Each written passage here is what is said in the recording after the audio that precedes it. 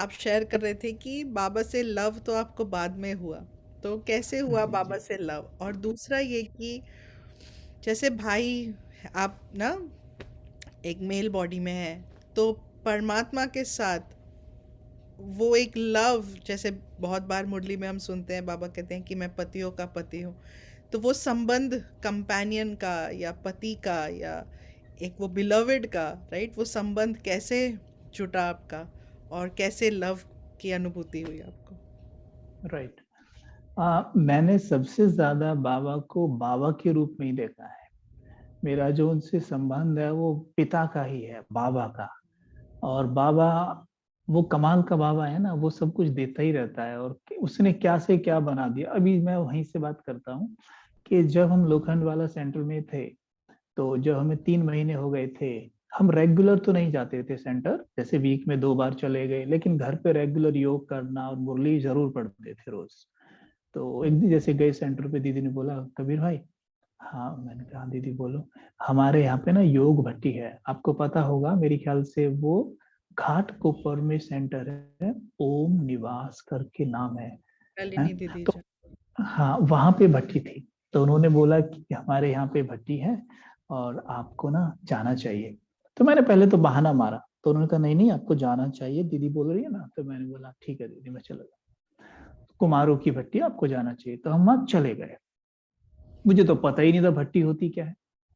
पर अच्छा लगता था ब्राह्मणों के साथ घूमना, उनके साथ कहीं भी जाना, ट्रैवल करना बहुत ही अच्छा लगता था। पता नहीं क्यों इतना मुझे अपने मॉडल फ्रेंड्स के साथ भी अच्छा नहीं लगता था, क्योंकि उनके बीच में रहते ही ना एकदम एनर्जी का लेवल ही बढ़ जाता था, एकदम निश्चिंत बेफिक्र हो जाते थे। और सेंटर का भोजन मुझे बहुत अच्छा लगता था। जब ब्रह्मा भोजन जाते थे तो वो मिलता था, वो बहुत अच्छा लगता था। दीदियों का प्यार इतने अच्छे से वो, जब नए नए होते हैं तो बहुत ही ज्यादा, खैर अभी भी वो ऐसा ही है, लेकिन नए नए हैं तो इसलिए ज्यादा लगता है क्योंकि बाहर हमने कभी वो देखा नहीं है, वो प्रेम, वो निस्वार्थ प्रेम, तो वो और ज्यादा अच्छा लगता है।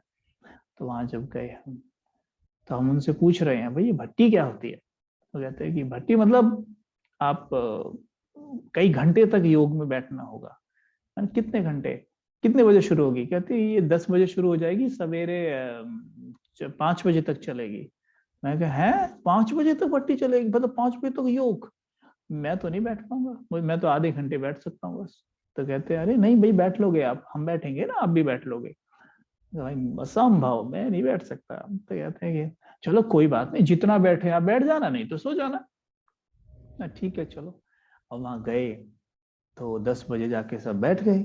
और हॉल बड़ा अच्छा लग रहा था, रेड लाइट। अब तो बाबा के घरों में इतने सारे हॉल्स देख लिए हैं, है ना, लेकिन उस वक्त तो पहली बार एक ऐसा हॉल देख रहा हूँ रेड लाइट और ये। तो मैं बैठा हूँ, सब बैठे हैं, ठीक है। और बहुत अच्छा माहौल, सचमुच। वो मैं आज भी नहीं भूल सकता। मतलब पहली बार का ना फर्स्ट इम्प्रेशन, वो भी नहीं भूला जाता मुझसे। रेड लाइट, कमेंट्री चल रही है, दीदियां सामने बैठी हुई हैं, और हम सभी बैठे हैं हॉल हॉल में। और 10 से 11 बजे, अब मुझे थोड़ा थोड़ा लगने तो लग गया, उठूं उठूं, पर उठूं भी कैसे, सब यहाँ बैठे हैं। 12 बज गए, ठीक है। 12 बजने के बाद, 12 से शायद 12:30 बजे होंगे, और मुझे ऐसे झटके आने लग गए, हल्के हल्के, बीच में बार बार ऐसे हो जाए, ये स्थिति थी। और कमेंट्रीज चल रही हैं, सॉन्ग्स चल रहे हैं, ठीक है, मेरा अब ध्यान नहीं, मुझे नींद आ रही है, मैं सो रहा हूँ बार बार। लेकिन बीच में सडनली एक आवाज आती है, जो कि बिल्कुल मेरे सर के ऊपर स्पीकर लगा हुआ था, जिसमें से बाप दादा की आवाज सुनाई देती है। ये आवाज मैं पहली बार सुन रहा हूँ। और ये आवाज में बाप दादा कह रहे हैं कि 1 सेकंड में और शरीरी हो सकते हो, तो कुछ ऐसा था। हाँ वो था, बाबा कहते हैं अच्छा बाप कहते हैं। तो एकदम से वो आवाज आई, जैसे बहुत जोर से कानों को लगी आवाज। यूं तो हम सुनते ही हैं, अलग अलग तरह की आवाजें भी हम सुन लेते हैं, जिस फील्ड में मैं था हमने सुनी है ऐसे आवाजें भी अलग अलग तरह की।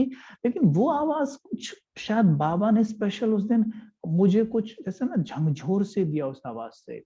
जैसे मुझे स्पष्ट था कि आवाज बहुत शक्तिशाली आवाज है, मैंने इससे पावरफुल आवाज कभी नहीं सुनी है।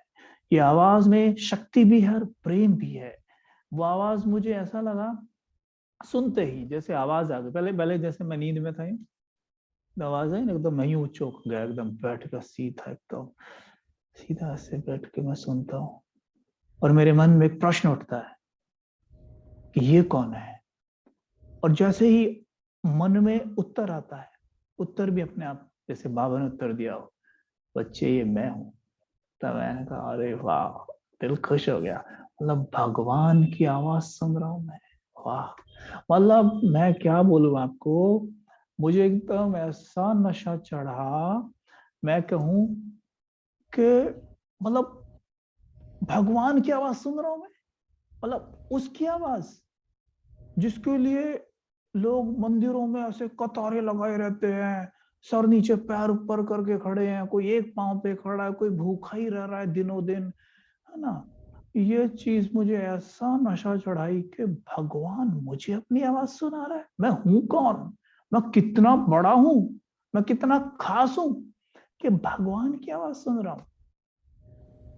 मतलब ये सोचते सोचते जो मेरी आंखों से आंसू बहे प्रेम के, वो भूले नहीं जा सकते। मेरा सारा चेहरा तो भीग ही गया, साथ में कपड़े भी यहाँ तक भीग गए थे सब। पर मैं सीधा बैठा रहा, मैं किसी को पता ना चले, सीधा बैठा रहा हूँ चुपचाप।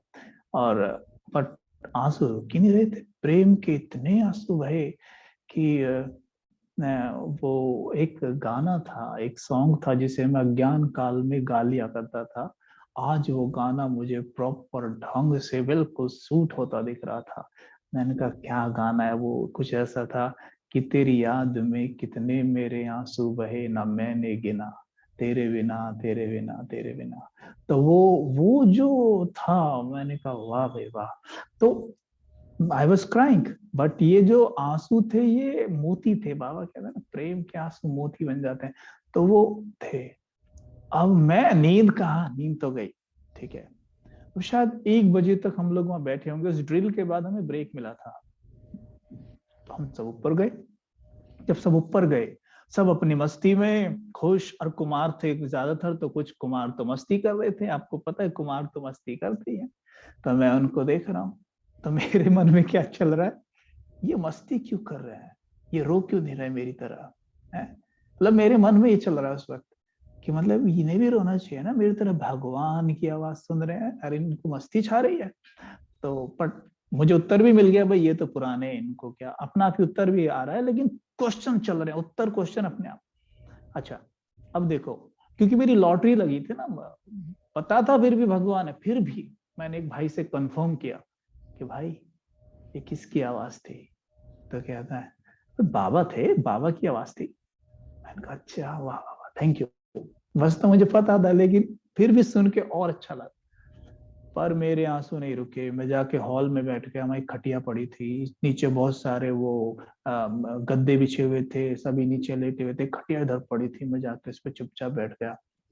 और मुझे सारी दुनिया से बदली बदली लग रही है, मैं जैसे शौक में हूँ।